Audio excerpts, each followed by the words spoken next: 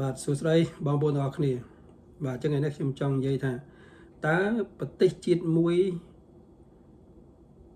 ធ្វើយ៉ាងម៉េចទៅឲ្យកងកម្លាំងប្រដាប់អាវុធនឹងខ្លាំងបាទអញ្ចឹងដើម្បីឲ្យកងកម្លាំងប្រដាប់អាវុធនៃប្រទេសជាតិមួយខ្លាំងណារាជរដ្ឋាភិបាលត្រូវធ្វើការខ្ញុំលើកយក9ចំណុចមកនិយាយចុះណា9ចំណុចដើម្បីឲ្យទាហានរបស់យើងខ្លាំងនិយាយសួរស្ដាប់ចឹងហ្មងបាទចំណុចទី1ប្រាក់ខែរបស់ទាហានត្រូវតែគ្រប់គ្រាន់មិនមែនឲ្យគាត់រស់នៅដោយលំបាកទេត្រូវតែគ្រប់គ្រាន់សម្រាប់ចិញ្ចឹមគ្រួសារនឹងគឺចំណុចទី1និយាយដាច់ម៉ាត់ចឹងហ្មងគឺប្រាក់ខែត្រូវគ្រប់គ្រាន់សម្រាប់ចិញ្ចឹមគ្រួសារមានន័យថាតើទីផ្សារសេដ្ឋកិច្ចឥឡូវនេះវាយ៉ាងម៉េចចឹងប្រាក់ខែគាត់ប្រមាណទៅគាត់អាចចិញ្ចឹមជីវិតបានដើម្បីឲ្យគាត់នឹងអាចនៅបម្រើជាតិបានទី1ទី2ការគ្រប់គ្រងគ្រួសារទាហាននិងការគ្រប់គ្រងទាហានសូមទោសការជួយគ្រប់គ្រងទាហាននិងការជួយគ្រប់គ្រងផ្ដល់ដល់គ្រួសារទាហានខ្ញុំលើកប្រទេសជឿនលឿនមួយចុះកាលណាយើងចូលបម្រើក្នុងជួរកងទ័ពយើងទទួលបានផលប្រយោជន៍ច្រើនណាស់ខ្ញុំឧទាហរណ៍ទៅរៀនហើយរៀនអត់អស់លុយទេអញ្ចឹងបើពលទាហានគាត់ចង់បន្តការសិក្សាគឺគាត់ត្រូវទទួលបាននៅអាហារូបករណ៍អាចថារត់ជាអ្នកទទួលខុសត្រូវអញ្ចឹងគាត់រៀនអត់អស់លុយទេគាត់ចង់រៀនស្អីក៏បានដែរឃើញផលប្រយោជន៍មួយដែលគាត់ទទួលបានអញ្ចឹងគាត់ដឹងថាការបម្រើជាតិរបស់គាត់នេះគេមិនបានភ្លេចគាត់ទេទី2ជួយដល់សម្រួលដល់ការរស់នៅឧទាហរណ៍ថាគាត់ត្រូវការទិញផ្ទះសម្បែងរដ្ឋត្រូវមានលុយបដិភាគប្រមាណភាគរយជូនគាត់ខ្ញុំឧទាហរណ៍ផ្ទះមួយតម្លៃ$30,000ជួនកាលរដ្ឋអាចជួយគាត់10%បាទអាចជួយគាត់10%អញ្ចឹងវាអាចនៅសល់ត្រឹម$27,000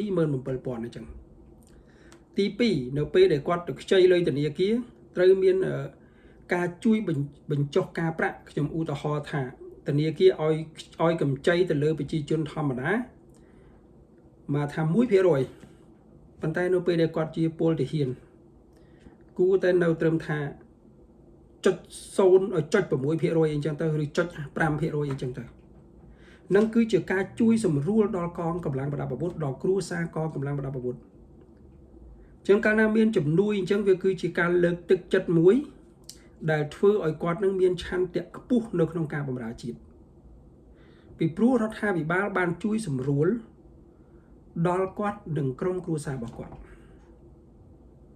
បាទហើយនៅពេលដែលគាត់ចូលនិវត្តន៍គឺទទួលបានការទទួលស្គាល់ត្រឹមត្រូវឃើញទេអញ្ចឹងអត់មានអ្នកណាមកបន្លែបន្លំស៊ីប្រាក់ខែរបស់គាត់ទេឃើញអត់មានអ្នកណាមកបន្លែបន្លំទេស៊ីប្រាក់ខែរបស់គាត់ទេអញ្ចឹងមានតែជួយថែមអញ្ចឹងក្រោយទៅពីប្រាក់ខែខ្ពស់ហើយគឺមានជំនួយបន្ថែមគ្រប់បែបយ៉ាងទៀតឃើញទេអានឹងជាចំណុចទី2ដែលខ្ញុំចង់លើកមកចំណុចទី3ទាហានដែលខ្លាំងគឺទាហានដែលវឹកហាត់រហូតវាមិនខុសពីអ្នកបដាល់ទេពងបដាល់ខ្លាំងទៅជួស្រែ2-3ខែហើយឡើងមកបដាល់មួយគេមកវាឈ្នះគេព្រោះកម្លាំងស៊ូរបស់យើងអត់មានឥឡូវយើងមើលអំពីកងកម្លាំងប្រដាប់អាវុធរបស់យើងគាត់ឡើងលើភ្នំខ្ពស់ណាបងប្អូនអញ្ចឹងបើគាត់ខានហាត់រយៈពេល1ឆ្នាំ2ឆ្នាំ3ឆ្នាំការស៊ូរបស់គាត់ក្នុងការតស៊ូឆ្លងកាត់ពីភ្នំមួយទៅភ្នំមួយឡើងចុះនឹងគាត់អាចស៊ូបានប្រមាណគឺគាត់អស់កម្លាំងណាស់បាទអញ្ចឹងដើម្បីឲ្យទាហានខ្លាំងគឺទាហានត្រូវវឹកហាត់ដូចមនុស្សទៅធ្វើការធម្មតាចឹងឧទាហរណ៍ថាមួយថ្ងៃ8ម៉ោងគឺគាត់ត្រូវហាត់មួយថ្ងៃ8ម៉ោងហ្នឹងទៅតាមយុទ្ធសាស្ត្រនៃការហាត់យោធាយ៉ាងម៉េចគាត់ត្រូវទទួលទានអាហារនៅកន្លែងគាត់ធ្វើការឃើញទេ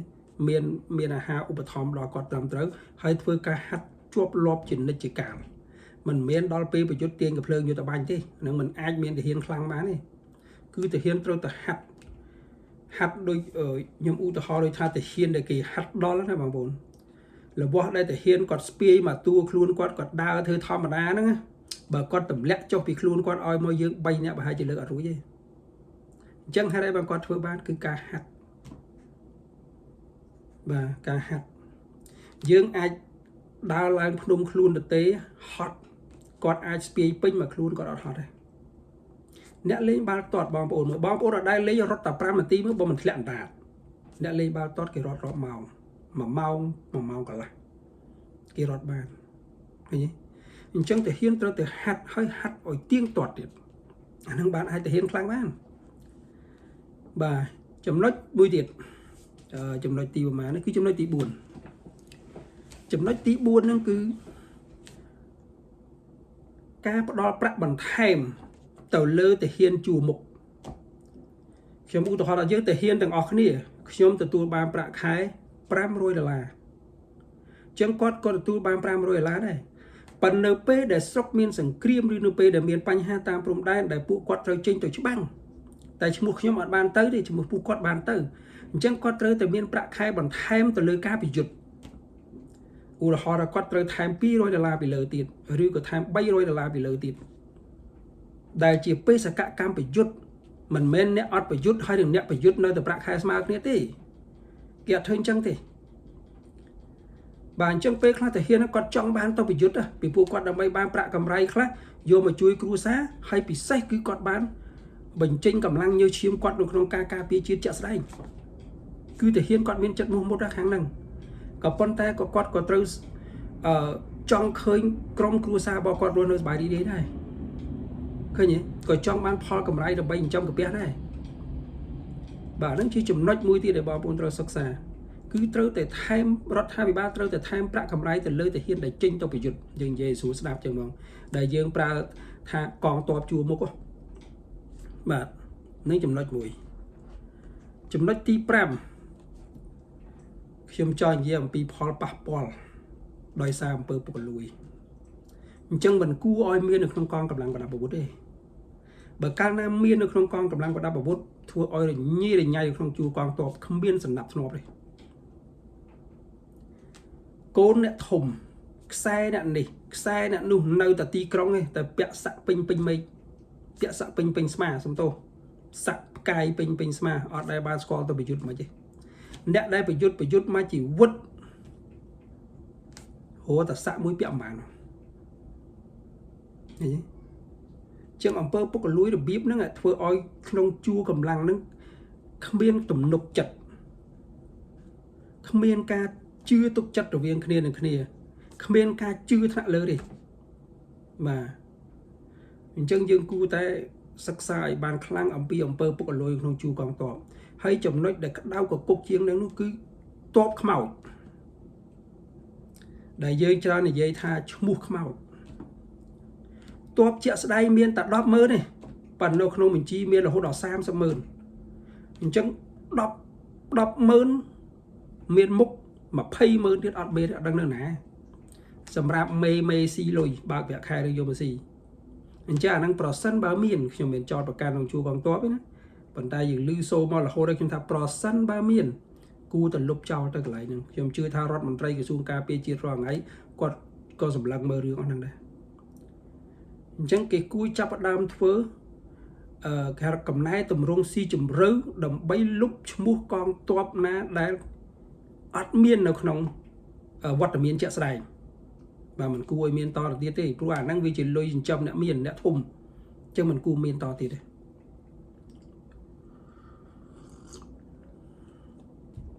và mình cua miên to thì chứ nhưng còn bạ buồn dùng pe hay có còn si lôi chiết khang pe cua tại oi nè để miên mục vật ở miên chợ sài từ tu bằng bạc hai cái không ở lớp chúng u tao họ thảm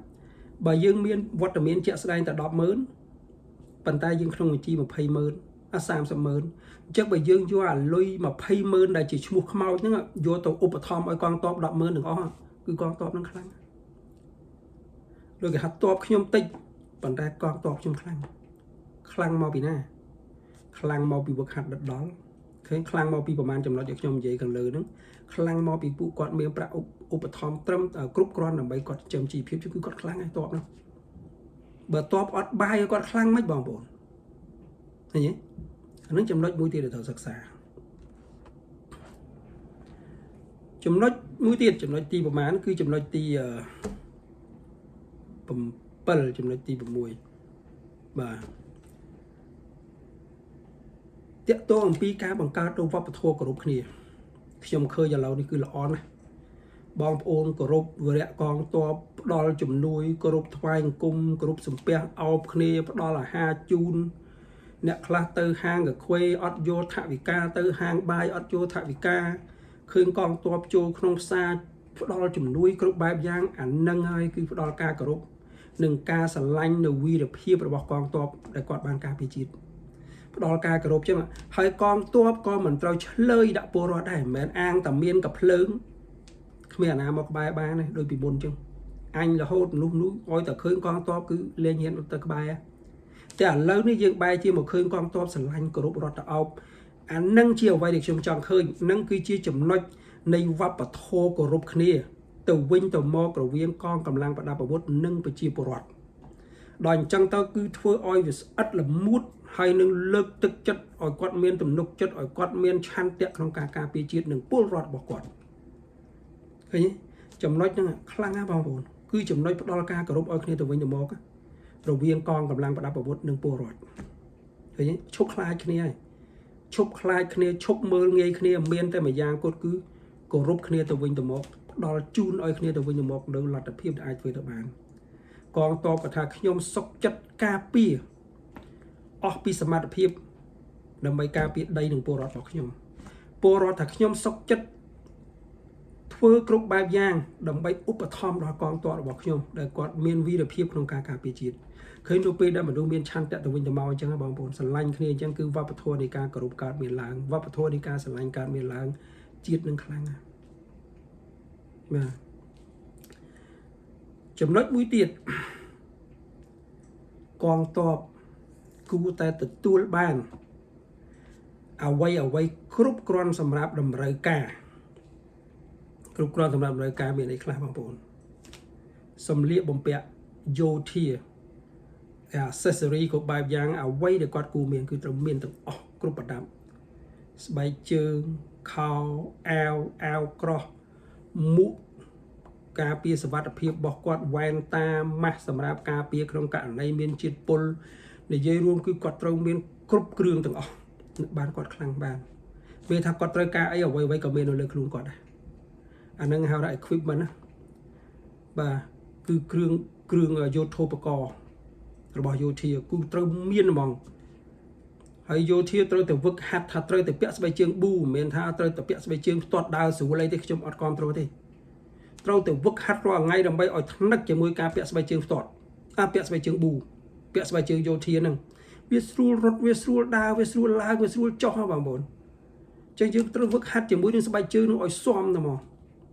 ហើយត្រូវមានកំណត់ពេលថាប្រហែលខែត្រូវបើកស្បែកជើងជូនមកគូពីព្រោះមិនមែនពាក់មួយរហូតដល់លហែកខ្ទេចទេគេអត់ធ្វើចឹងទេបាទហ្នឹងហើយ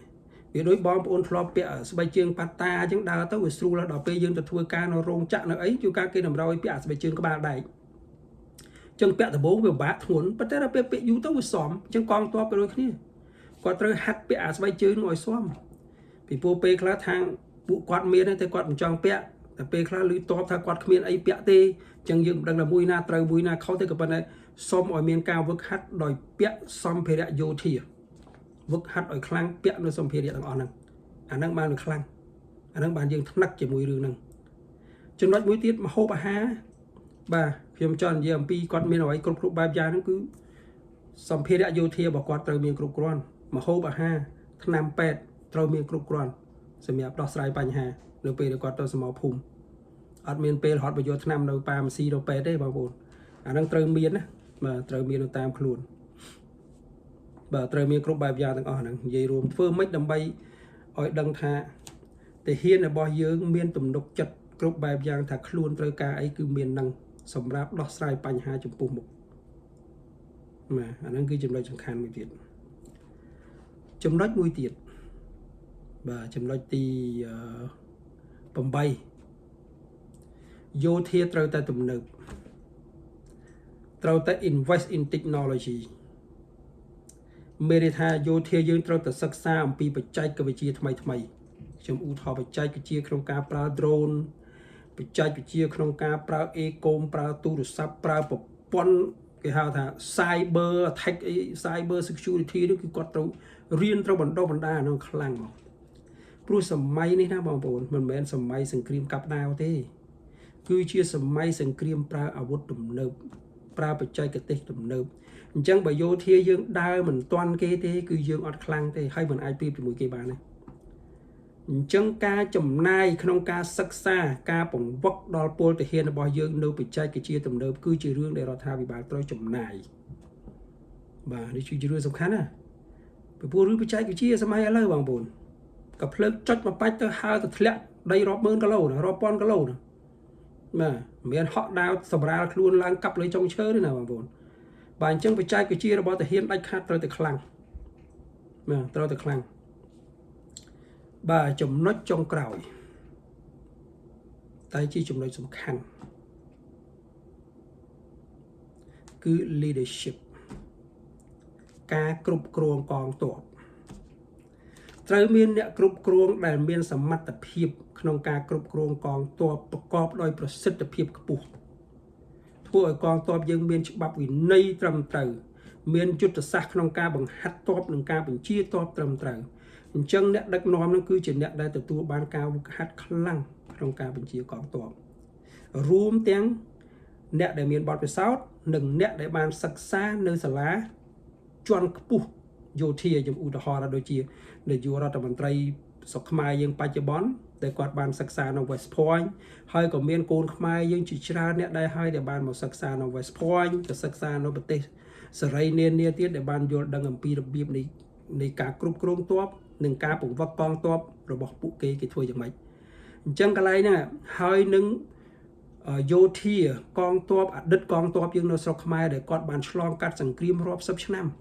គាត់មានបទពិសោធន៍អីខ្លះអញ្ចឹងការរួមចម្បាញ់បញ្ចូលគ្នានឹងឲ្យคล้ายទៅជាថ្នាក់ដឹកនាំមួយដែលមានប្រសិទ្ធភាពក្នុងការគ្រប់គ្រងកងទ័ពនិងបង្វឹកកងទ័ព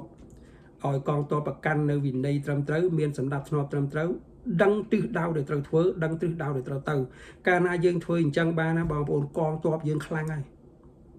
បាទអញ្ចឹងទាំង9ចំណុចដែលខ្ញុំលើកឡើងហ្នឹងគឺជាវិធីសាស្ត្រមួយដែលខ្ញុំបានសិក្សាមកថាជាចំណុចដែលធ្វើឲ្យកងទ័ពខ្មែរយើងខ្លាំងហើយគ្មានអាណាមើលងាយយើងបានទៀតទេបាទមានអាណាមើលងាយយើងបានទៀតទេបាទប៉ុន្តែចំណុចមួយដែលខ្ញុំនិយាយគឺបងប្អូនទី1គឺត្រូវខ្លាំងយុទ្ធោបករណ៍ខ្លាំងបាទអញ្ចឹងក្រោយតែអំពីដែលយើងមានអ្វីគ្រប់គ្រាន់នៅលើខ្លួនហើយនេះតើសពាវុធយើងមានដល់កម្រិតណាយើងមិនចាំបាច់មានកម្រិតដល់លើសលប់ជាងគេទេឬក៏ស្មើគេទេក៏ប៉ុន្តែយើងមានត្រឹមថាអាចមានសមត្ថភាពការពារខ្លួនបានដែលអ្នកមិនអាចមកវាយប្រហារខ្ញុំបានទេ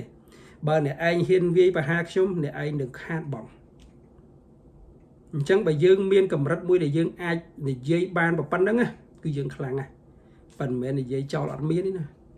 គឺនិយាយឲ្យមានកងទ័ពក៏ខ្លាំងសពាវុធក៏មានបិទតែមិនស្មើតែឯងក៏ប៉ុន្តែមានសមត្ថភាពមួយអាចធ្វើឲ្យអ្នកឯងខាតបង់ដោយការស្ដាយក្រោយបាទអញ្ចឹងខ្ញុំសូមជូនប៉ុណ្ណឹងឲ្យចាំជួបគ្នានៅពេលក្រោយទៀតបាទសូមអរគុណ